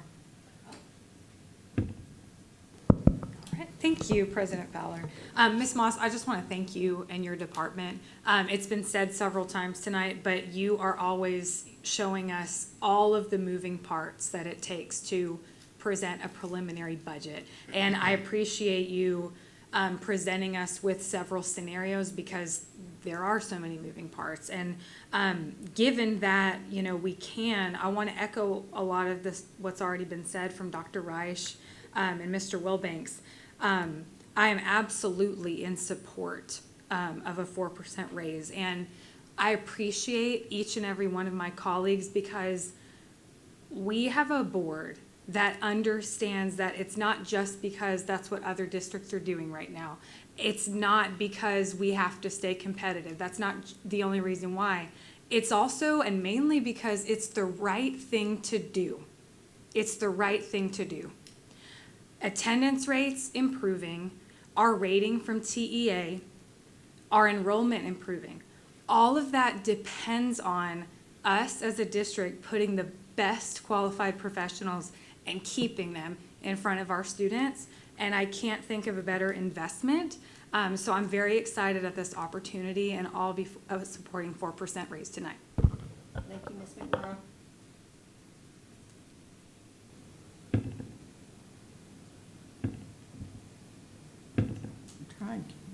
There we go. Thank you. Thank you, President Fowler. Sarah, get out of my head. So a lot of things that Sarah said was exactly what I was going to say. Yes, being competitive is important. But at the end of the day, we're doing what we think is right by our teachers. And I also want to thank you, Ms. Moss, and your department for putting together the budget as quickly as you could with information that was as accurate as it can be at this particular time, so that we could also be fiscally responsible for wanting to do what we hopefully will be putting out there to vote on to do. Also very happy with the board for making sure that this raise was not just for our teachers, as important as they are, but what we've said over the last couple of years, how it is taking everybody. So everybody should be included in that if we're saying that we're doing it because of the job that this district is doing. So that also pleases me very much as well. So thank you. Thank you, Mrs. Mays. Just a quick point to Dr. Reich's point earlier. I think it is important to reinforce the point that others are trying to catch up. And I don't necessarily, want to critique other districts, but they are trying to catch up. And you do see those percentages, and they seem large, but in reality, they're still far behind. I also want to commend the board because of the discipline and I've had many of these conversations with staff about the investment in salary and not a sign-on here and a sign-on there and a payment here and a payment there that doesn't go into the retirement system. And that's really important for employees. When a board invests in salary and competitive compensation, it's part of TRS contribution, where the other sign-ons and things like that are not. And I know that gets confusing on the public sometimes because they see that they get a bonus for this or that. But in reality, what's best for our employees is for it to be part of their salary so that it can really last into the future. And so I thank the board also for that commitment over years that you've held very steady and disciplined on that. And I think our employees appreciate that as well. I just wanted to reiterate that point that Dr. Reich made earlier. Thank you, Dr. Cavazos. Mr. Chapa, do you have a question? No, I don't have a question. If maybe I missed it, but if no one has seconded Dr. Reich's motion, I seconded it this time. He hasn't made the motion yet. Oh. Well, hurry up, Reich.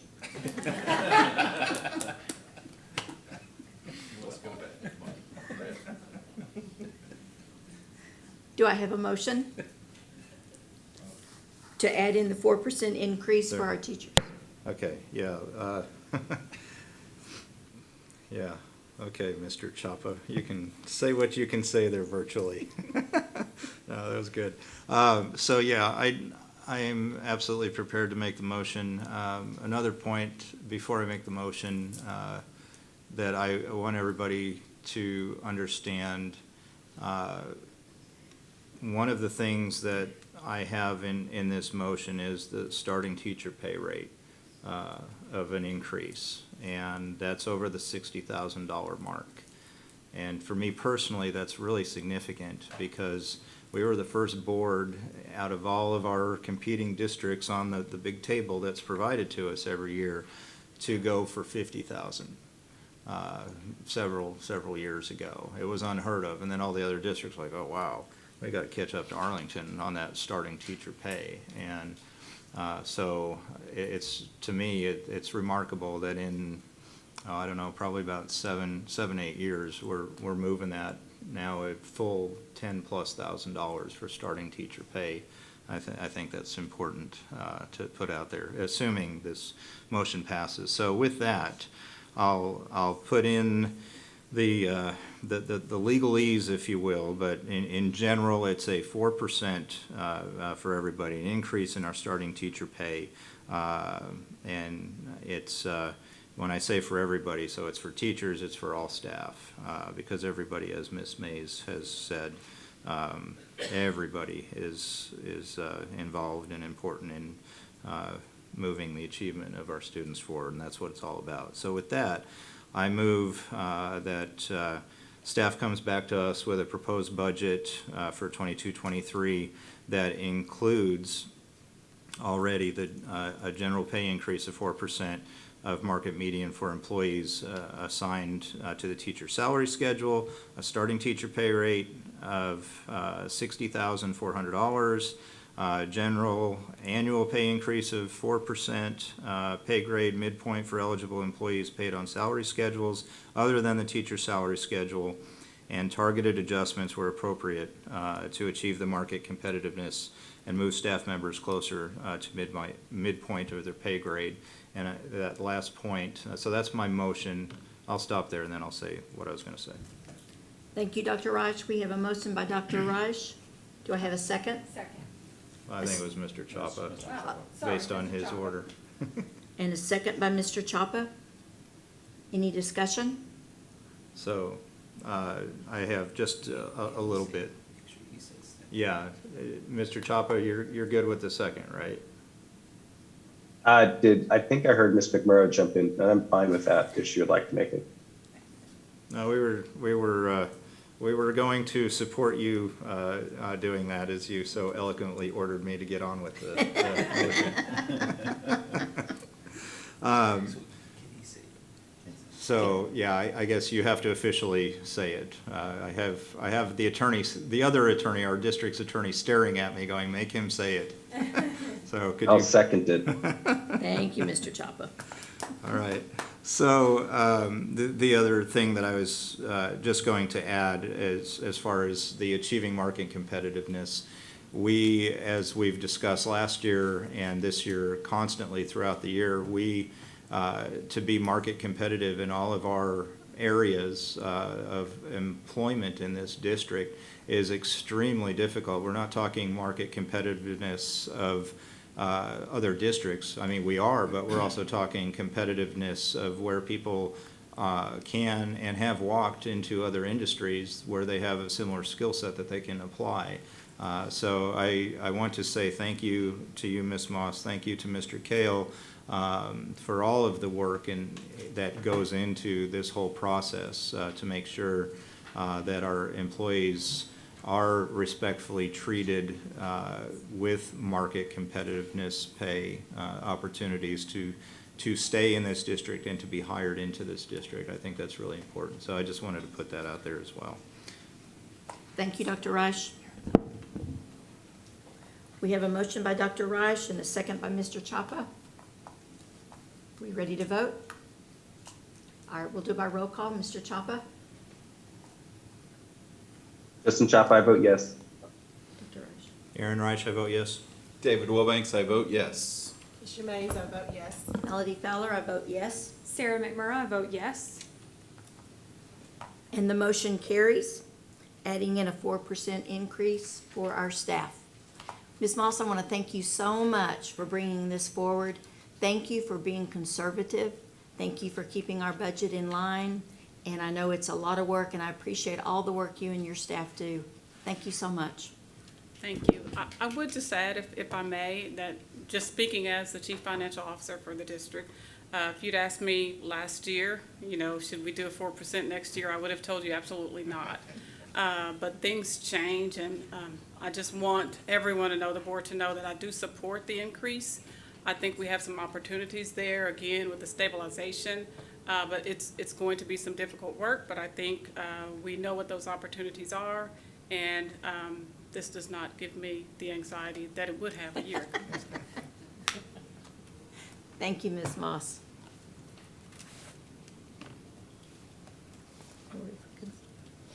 Okay.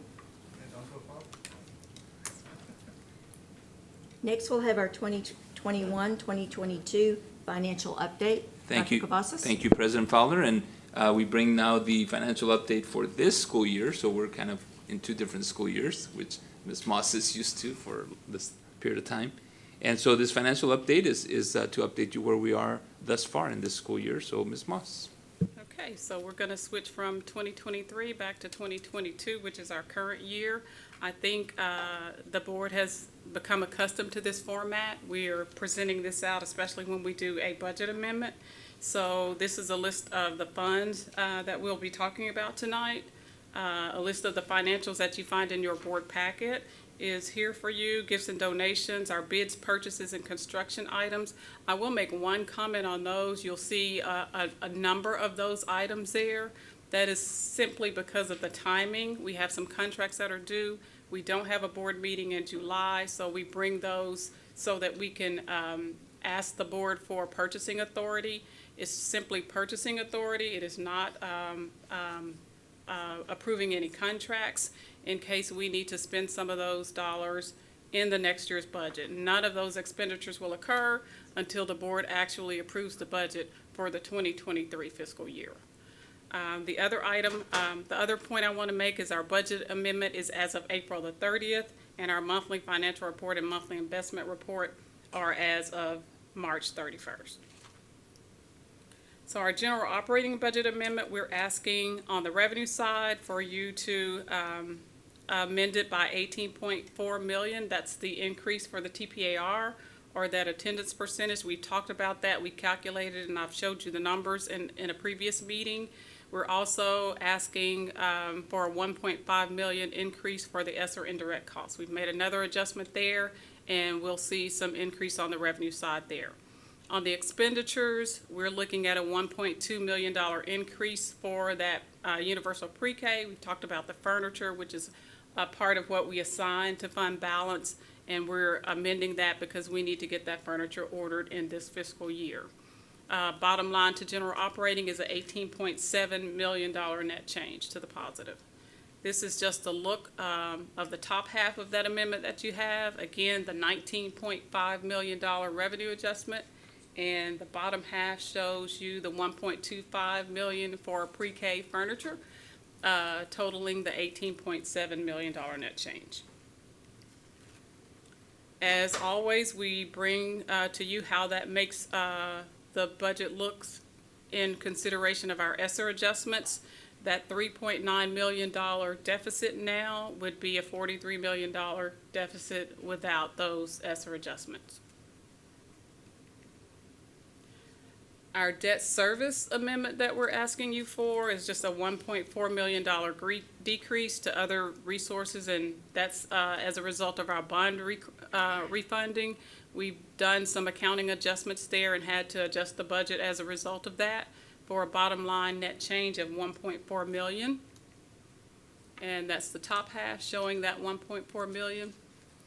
Our capital projects, we are doing some more bond refunding adjustments, $13 million decrease in other resources on the revenue side, and $11.6 million decrease in other uses to adjust that for bond refunding as well. The bottom line for capital projects is a $1.4 million net change. And that's a look at the capital projects amendment that we're requesting. Our natural gas fund, we're not requesting that to be amended. That just shows you where we are as of right now. And our child nutrition fund, we're not requesting any amendments there as well. I will be glad to answer any questions.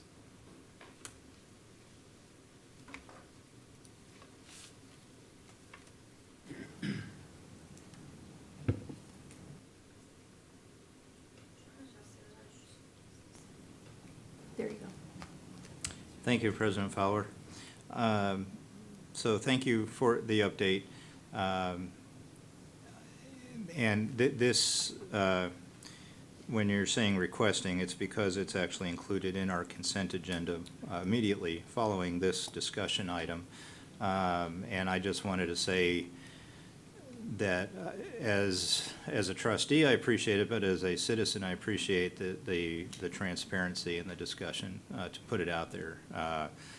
It's not a requirement. It's something that could have easily just been put into consent. We could have discussed it internally through finance, et cetera.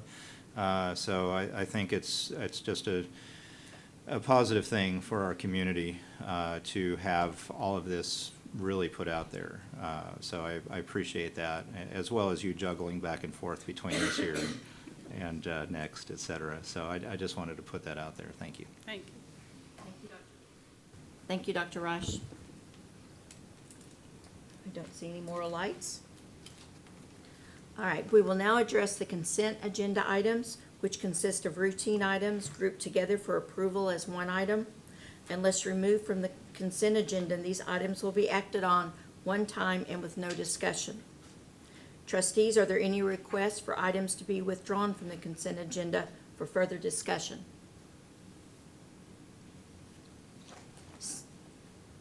Seeing none, is there a motion to accept the agenda?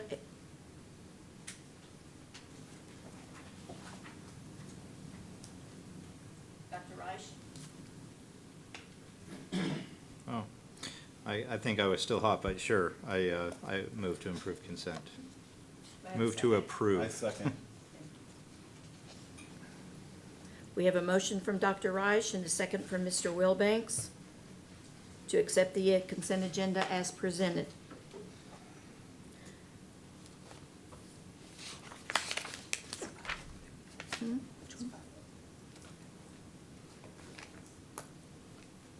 We'll do a roll call vote. Mr. Chapa?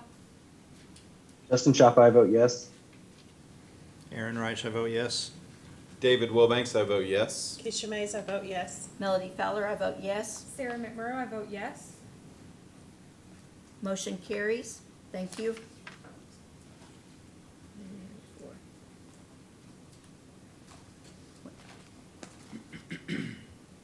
Open forum for not, do we have that on here? We will now move to open forum for non-agenda items.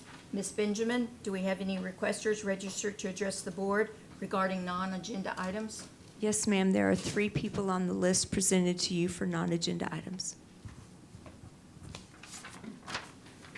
Thank you, Ms. Benjamin. Do we have Sarah Heisen?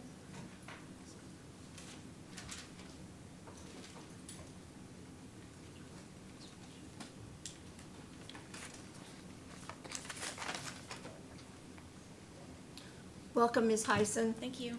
The second open forum segment of the meeting provides citizens with an opportunity to address trustees on any subject except personnel. This is not intended to be a discussion or a debate, and trustees will not reply to the speakers. Derogatory comments aimed at an individual will not be tolerated. You will have 2 minutes to speak. Ms. Benjamin will notify you when your time is up, and then you will please end your presentation. Go ahead, Ms. Heisen. Okay. I'm here as the mother of 3 AISD students, current students. As the first kind of normal school year since the outbreak of COVID comes to a close, I wanted to take this opportunity to thank each of y'all personally for your time and your energy and the emotional bandwidth that you've given to us. Thank you for your steadfastness during the ever-changing pandemic, which affected over 56,000 students in Arlington plus their families. Thank you for not politicizing SEL. I'm grateful for the state-mandated program. As we all know, the mental health of our students has been put in jeopardy over the last 2 years.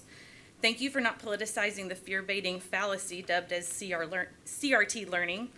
I want to publicly thank my kids' teachers, totaling 68 so far, who have never taught them that they're oppressors due to the oppressive acts by white people in American history and at present. I've heard that there's been 0 complaints of this by other white parents in the district, so 2 thumbs up for all those involved. Whew.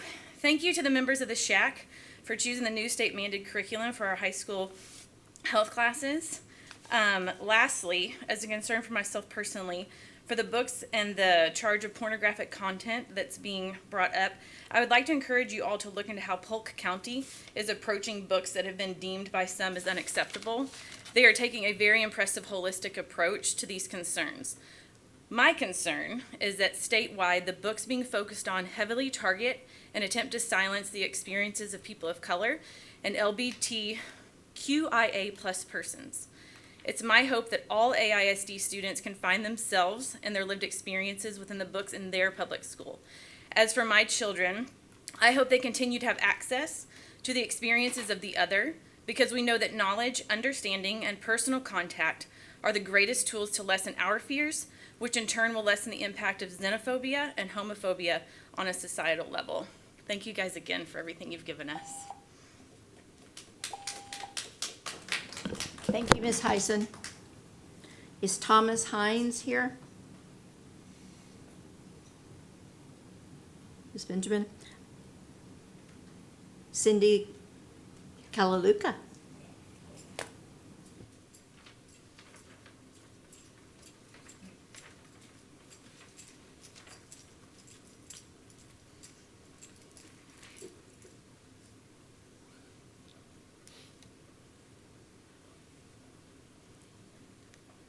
Good evening, President Fowler, Dr. Cavazos, school board members. Thank you. I wanted to come back once in normal dress to say thank you for all that you've done for us. Thank you for listening. Thank you for putting your heart and soul into your job the way that I do mine. This is my last school board meeting for the year, although I know you all are going to be working really hard over the summer. And next year being first grade's year to do Reading Academy, I don't know that I'll have time to be here next year. Plus, y'all didn't consult me when you had your calendar put out to see if it fit with my calendar, so I don't know. But anyway, thank you so much. Just asking for some time and support for the kids, and I know you're listening, and I appreciate you.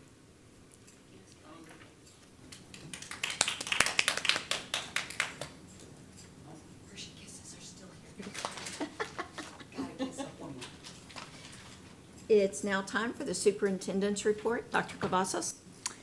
Thank you, President Fowler. First, I'd like to share some information about our district, and it's rather lengthy, but not too long. But we're able to start Monday on a great note by going to honor our transportation department. So you'll see us there with our AISD Bus Driver Appreciation Day. We're able to give our bus drivers the breakfast before they started on their routes to thank them for everything they do. They're normally the first person and the last person our students see when they come to school that ride the bus. And they do an exceptional job. It was truly an honor to spend time with them, and thank you to the board members that were able to attend. Thank you for leading that effort. And we handed many, many to-go breakfasts because we wanted to be safe with everybody, but that was great. Last week I got to visit with another important group of Arlington ISD employees as we celebrated School Nurse Day. Our nurses do an outstanding job in a normal year, but this has been anything but normal because of the pandemic. They've really become our campus experts in all matters with health and wellness. They're truly our superheroes. I want to thank Annette Minerly in particular as she leads this group. They were very, very excited that the school year was coming to an end. So I thank our nurses again one more time. We know summer is approaching because of the heat and the events we have going on. Saturday we hosted, and thank you to the board members that were able to attend, we hosted Father Fest at the Gene and Jerry Jones Field at Workman Junior High. It was a great event that's an initiative for Dads Engaged for Excellence. This event allows us to celebrate our fathers' engagement in the lives of Arlington ISD students. I want to thank Aaron Perales and his team for all the work they've done in this effort. They had an essay contest, and students won awards based on how they appreciated their dad or a significant male role model. So I appreciate that added event. Another annual pre-summer event is Take 25 Stop at our campus. Last week I was at Dunn Elementary along with Arlington Police Chief Al Jones. The Take 25 program is an important reminder for students and parents and families to take 25 minutes to talk about summer safety. As our students are in parks and pools and things like that, it's important to remind everyone about safety and have a plan for safety for neighborhood and your own home. So thank you to Chief Jones for joining us for that. Now we're entering the food portion of this report. Last week I was able to taste a new fajita bowl with chicken and waffles, another dish, eggs, and other dishes that were part of a lunch that was prepared by the culinary students at Bowie High School. So if you look at that picture, it was awesome. There wasn't anything left over. If not, we would have brought some. But the culinary program worked with our food and nutrition service. I want to thank David Lewis. It seems like every board meeting we thank you, David, but we're going to do it one more time because these students challenged Mr. Lewis and said that they could provide and they could create a meal or a dish that could be served in our cafeterias. I don't know if they said better than what David Lewis can do, but I think that was implied, is that they could do it a little bit better. And so Mr. Lewis said, okay, well then prove it. And so he gave them the ingredients and the things that would have to go with nutrition guidelines and things like that. And sure enough, the students provided that. And so we went to do a taste test, because that's what we do with food. And Mr. Lewis, with a few minor adjustments, maybe salt or something, I don't know, you told me what it was. But he's actually going to put these dishes that they made at Bowie High School on the lunch line and the menu for next school year. So David, congratulations, thank you for that. I would give him a round of applause. The students were so impressed that their meal is actually going to be put on the lunch line. So I was impressed. We were all impressed. And these are students that are taking culinary at Bowie High School. So these are entry-level kind of classes, but they did exceptional. They have an exceptional teacher as well. So thank you to everybody at Bowie High School. And as you can see their picture, they're very, very proud of their creation. And we ate a lot that day. All right, so more proof of our outstanding culinary students. All you have to do is think of Preston Wen, Martin graduate who took that culinary class at our Career Tech Center, and you may have heard of him because I think we've put this information out.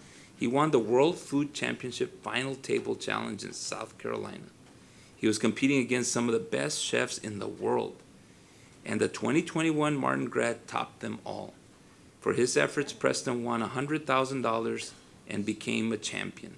He represents Arlington ISD exceptionally well and has set that very, very high standard, Mr. Lewis, for culinary work in Arlington ISD for our students and our staff. So congratulations to Preston, and that concludes my report.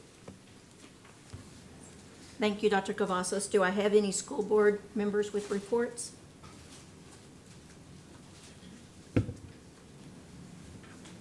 Ms. McMorrow? Thank you, President Fowler. Last night, actually, I had the pleasure of being invited to be a guest speaker at J.B. Little Elementary's Little Ladies Banquet. And it's a strange name because it's Little Ladies named after the school. They're not physically little per se. Some of them are, but, you know. They're actually very mighty and strong, actually. This was an organization that I helped co-found actually when I was a teacher here in Arlington ISD 5 years ago. I was very happy that even, you know, during COVID and after COVID, two teachers, Danielle Leathers and Kathy Bigham, kept this student organization going. And the purpose for Little Ladies is to teach 4th, 5th, and 6th grade girls social skills, leadership skills, and character development, essentially through the studies of notable women throughout history. And last night was just a celebration of who they are. They were all asked to invite one female role model who's essential to them. And there were a lot of moms, grandmothers, neighbors, coaches, and teachers. No surprise there.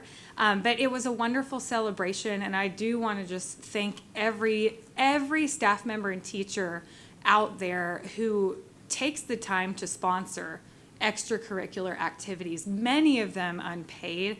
You just do so because you see a need on your campus, and you are really changing the trajectory of lives when you do that. So I'm honored that I was able to be a guest speaker. I'm still on cloud 9 from last night. Thank you. Thank you, Ms. McMorrow. Ms. Secretary, do we have any items to consider? I don't believe we do. Thank you, Madam Secretary. It is now 10:15, and this meeting is adjourned. Okay, I promise I'll get better.